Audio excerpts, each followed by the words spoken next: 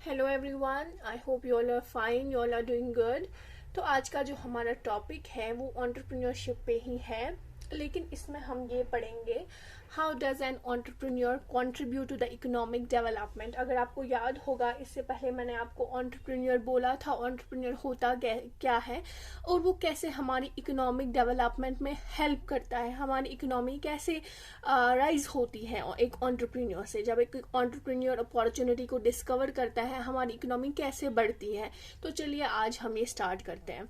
और वीडियो को स्टार्ट करने से पहले I would like to request you guys, please do subscribe, share and like my channel. तो चलिए स्टार्ट करते हैं बिना आपका टाइम वेस्ट करें। So, entrepreneurship has assumed prime importance for accelerating economic growth both in developed and developing countries.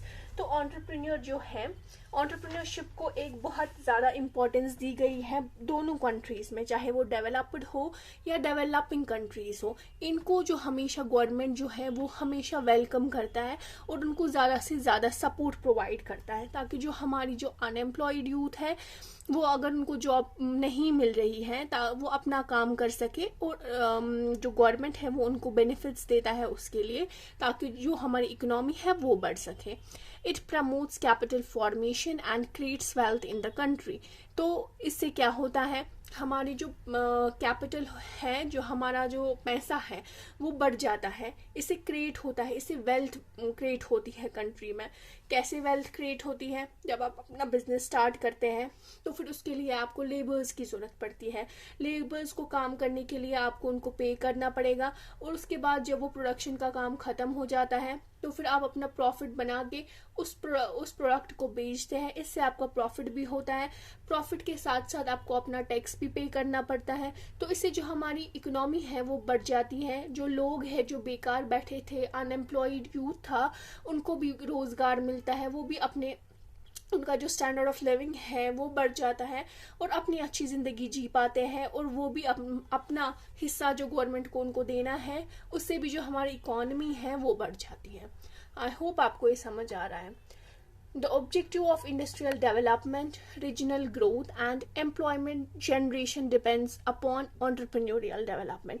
यहाँ पे क्या है, जो इंडस्ट्री की डेवलपमेंट है, जैसे इंडस्ट्री डेवलप होगी, जो हमारी रीजनल ग्रोथ है, और जो एम्प्लॉयमेंट जनरेशन है, जो मैंने अभी आपको बोला, अनएम्प्लॉयड यूथ को, अनएम्प्लॉयड को एक रोजगार देना, वो एंटरप्रेन्योरियल डेवलपमेंट पे ही डिपेंडेंट है।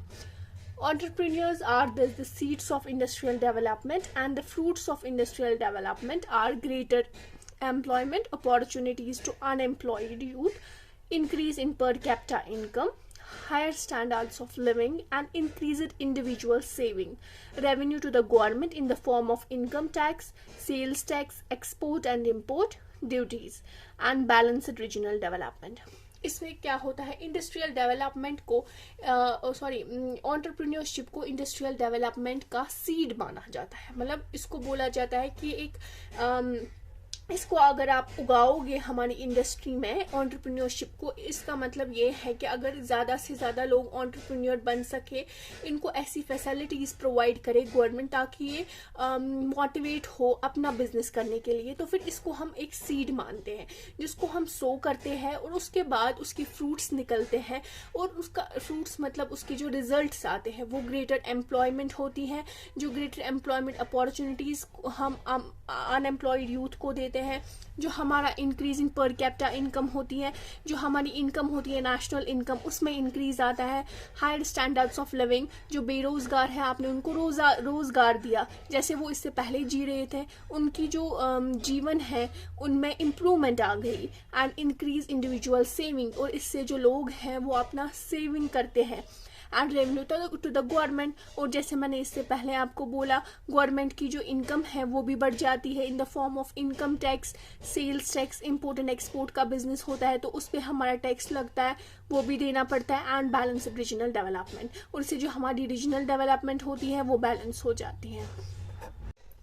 In practice, entrepreneurs have historically changed the direction of national economies, industries, or markets.